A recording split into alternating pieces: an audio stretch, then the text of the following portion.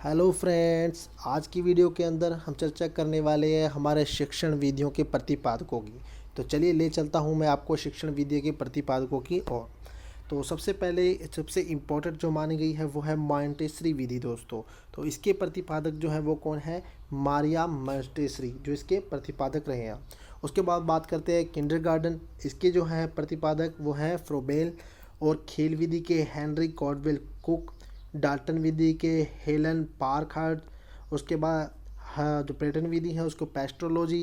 खोज विधि यानी कि आई डिस्कवर मेथड या इसको हम ह्यूरिस्टिक विधि भी कहते हैं, इसके प्रतिपादक है आर्मस्ट्रांग। प्रश्न उत्तर विधि के सुकरात। प्रोजेक्ट विधि के विलियम हेनरी कैलपैट्रिक। और उसके बाद वैज्ञानिक विधि के हैं गुडवेल स्टॉक।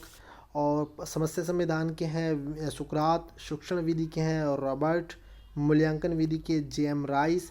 समस्या समाधान विधि के सुकरात। इकाई उपागम के हैं एच सी मॉरिसन। और विनोटिका की विधि के हैं कार्टन बाशबर्न। उसके बाद सबसे इम्पोर्टेंट फिर ड्रकाली जो विधि है उसके जो प्रतिपादक है वो कौन है? ड्रकाली हैं। और फिर लुई पद्धति यानी कि जो ब्रेल पद्धति है यानी कि ब्रेल जो मेथड है उसके लुई बेरल।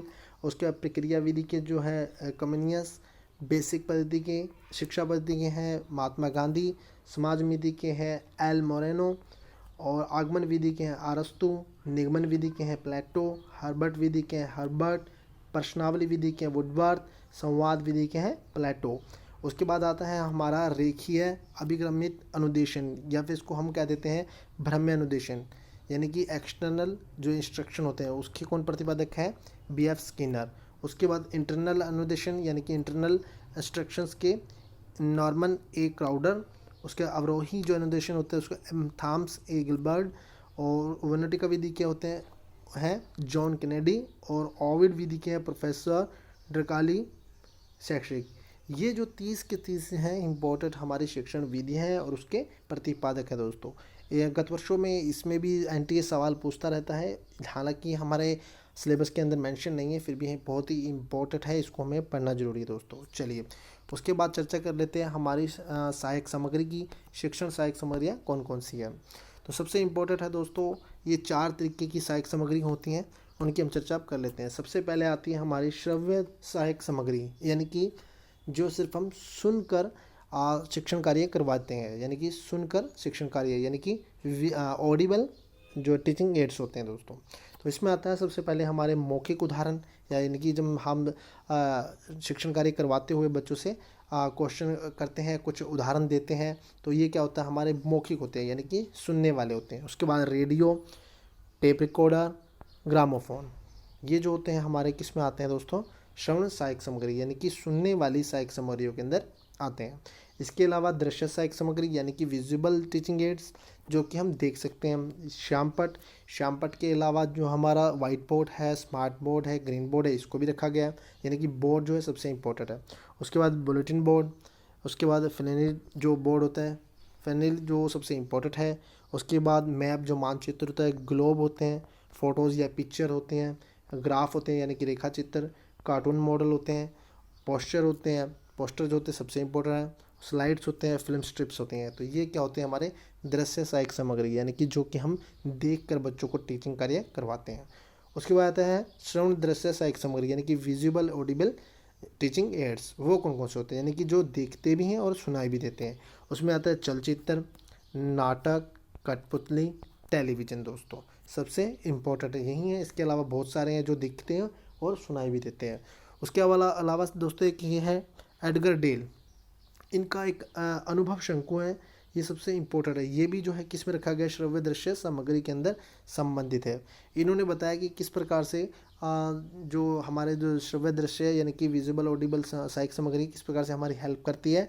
तो ये जो इनका शंकु अनुभव शंकु है यानी कि एक्सपीरियंस कौन है, तो ये जो है किससे संबंधित है? ये आपको याद रखना कि ऑडिबल विजुअल जो टीचिंग एड्स है इससे संबंधित है। उसके बाद बात करते हैं गतिविधि यानी कि जो एक्टिवेट सहायक सामग्री होते हैं यानी कि एक्टिव जो शिक्षण सामग्री है हमारी वो कौन कौन सी हैं? क्षेत्र भ्रमण यानी कि हम टूर वगैरह पे जाते हैं। प्रयोग लैब के अंदर जो हमारा एक्सपेरिमेंट किया जाता है। नाटक या ड्रामा जो भी होता है।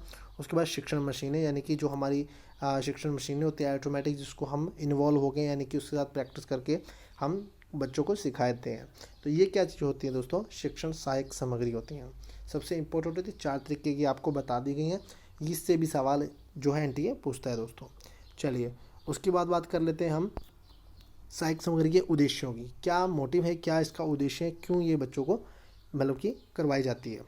चलिए तो इसके अंदर सबसे पहले है जो बच्चों के जो लेसन के प्रति जो है स्टूडेंट जो होते हैं उनकी जागृति यानी कि रुचि जागृत हो, यानी कि इंटरेस्ट क्रिएट करने के लिए सबसे पहला जो उद्देश्य रखा गया है। उसके बाद बच्चों को जो है अठंगपूर्वक रोचक तरीके से बच्चों को इन्फॉर्मेशन पहुंचाना है, यानी कि जो इन्फॉर्मेशन है, जो सूचनाएं हैं, उनको बच्चों को रोचक तरीके से यानी इंटरेस्टिंग जो तरीके से बच्चों को प्रस्तुत करना। उसके बाद जो बच्चे हैं उसके अंदर जो ज़्यादा से ज़्यादा जो एक्टिव रहें, क्रियाशील रहें, इसलिए इसका टीचिंग एड्स का यूज़ किया जाता है। उसके बाद सीखने की गति में सुधार दोस्तों, यानी कि बच्चों को जो सीखना है वो अच्छे से अच्छे तरीके से सिखाया जाए, ठीक है। क्योंकि बोल का अगर बच्चों को सिखाया जाएगा तो वो समझ नहीं पाएंगे, लेकिन अगर टीचिंग एड्स का बोर्ड का यूज़ करेंगे, कुछ मॉडल्स वगैरह का यूज़ करेंगे तो बच्चे उसमें अच्छे से सीख पाएंगे और तेज़ी से सीख पाएंगे। उसके बाद जो जटिल विषय होते हैं उनको आसानी से प्रस्तुत करने के लिए, यानी कि कुछ ऐसे सब्जेक्ट होते हैं साइंस के अंदर या फिर और बहुत सारे सब्जेक्ट हैं मैथ के अंदर, तो बच्चों को समझ नहीं आता, तो उनको सरल तरीके से समझाने के लिए तो टीचिंग एड्स का यूज़ किया जाता है। उसके बाद अभिरुचि पर आशा अनुकूल प्रभाव डालना, यानी कि जो बच्चों की रुचि होती है, अभिरुचि होती है, उनको उसके ऊपर इतना कितना प्रभाव डाल रहा है, कितना कारगर है आपकी टीचिंग, तो उसके अकॉर्डिंग जो है आप टीचिंग एड्स का यूज़ करके उनके ऊपर प्रभाव डाल सकते हैं। उसके बाद तीव्र बुद्धि व मन बुद्धि छात्रों को योग्यता अनुसार शिक्षा देना। दोस्तों आप जानते हैं कि क्लास के अंदर सभी प्रकार के स्टूडेंट होते हैं, एवरेज भी होते हैं, ब्रिलियंट भी होते हैं और सामान्य भी होते हैं, यानी कि जो मीडियम भी होते हैं। तो उनको किस तरीके से मेंटेन करना, तो उनकी योग्यता के अनुसार जो है बच्चों को शिक्षण कार्य करवाना होता है। तो उसके लिए हेल्प देने के लिए बच्चों आप जो है टीचिंग एड्स का यूज़ कर सकते हैं बच्चों को पढ़ाने के लिए। उसके बाद बालकों का ध्यान आकर्षित करने के लिए सबसे इम्पोर्टेंट है कि बच्चे जो है बच्चों को जो स्टूडेंट्स जो होते हैं उनको ध्यान को केंद्रित करने के लिए टीचिंग एड्स का प्रयोग किया जाता है। मान लीजिए कि आप अगर मौखिक पढ़ा रहे हैं तो बच्चों का ध्यान शायद ना हो, लेकिन अगर आप कहीं चार्ट वगैरह लगा के कोई मॉडल अगर सामने बच्चों को रखते हैं तो वो उसकी तरफ ज़्यादा अट्रैक्ट होंगे, उसको अच्छे से देख पाएंगे। तो ध्यान आकर्षित करने के लिए भी है सहायक सामग्री का यूज़ किया जाता है। उसके बाद अमूर्त पदार्थों को मूर्त रूप देना, यानी कि जो एब्स्ट्रैक्ट चीज़ें होती हैं, यानी कि मैंने आपको पहले ही बता चुका हूँ कि अमूर्त यानी कि सॉफ्टवेयर और मूर्त यानी कि हार्डवेयर, यानी कि जो चीज़ हमें दिखाई नहीं देती वो अमूर्त है और जो दिखाई देती है वो मूर्त है। तो क्या होता है कि अमूर्त से पदार्थों को मूर्त करने के लिए भी जो है रूप देने के लिए भी टीचिंग जो सहायक सामग्रियाँ होती हैं उनका यूज़ किया जाता है। उसके बाद बच्चों के जो निरीक्षण शक्ति है उसके विकास के लिए, यानी कि बच्चे कितना समझ पाते हैं, कितना उनके अंदर निरीक्षण की ताकत है, यानी कि उसकी जो शक्ति है उनको विकसित करने के लिए भी जो है सबसे इम्पोर्टेंट ये सहायक सामग्री का यूज़ किया जाता है। तो इस तरीके से दोस्तों हमने आज 2 चीज़ जानी कि कौन कौन से जो सहायक जो टीचिंग विधियाँ हैं उनके कौन कौन से प्रतिपादक हैं, और दूसरा कौन कौन से जो है शिक्षण की सामग्री को जाना, उसके उद्देश्यों को जाना है दोस्तों। तो दोस्तों आज की वीडियो के अंदर इतना ही। अगर वीडियो आपको पसंद आया हो तो लाइक शेयर जरूर कर दे दोस्तों, और जुड़े रहिए गोल्डन हिस्ट्री चैनल के साथ। जब तक के लिए थैंक यू, धन्यवाद।